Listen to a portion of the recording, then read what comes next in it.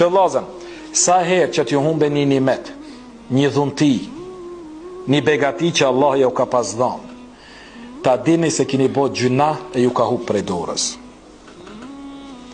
Gjunahi është që ul standardin ton, mëkati.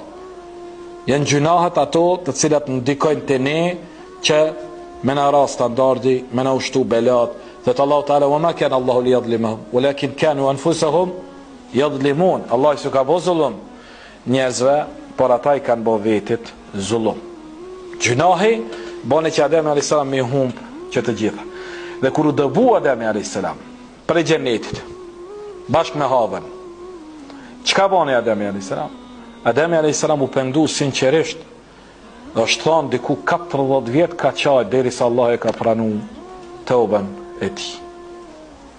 Pas 40 vjeta që e ka përmend Ibn Kathiri, Allah e di më mirë, Allahu ja pranoi tauben dhe i tregoj se ti ke mundësi përsëri me ardh në xhennet, por si njeri ti dhe pasardhësit e tu duhet me tregu vetin se keni me ngu mu e jo me ngu shejtanin e mallkum. Keni me ngu Allahun, krijuesin e juj, jo shejtanin, armikun e juj.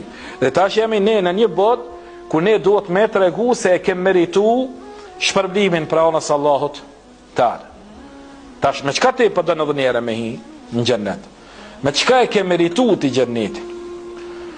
Ti nëse nuk jemi mysafiri i Zotit, shtëpit Zotit, nëse s'vjen xhami, që shpëdon xhennet të Zotit. Ti nëse ke shkel ndalesat e Allahut, që shpëdon halallat e Allahut ditë kiamit. Ti nëse nuk ke ndëgju Zotin në këtë dynja, me çfarë fytyre po shkon te Allahu në dynja dhe po kërkon shpërblimin prej madhnisë së tij.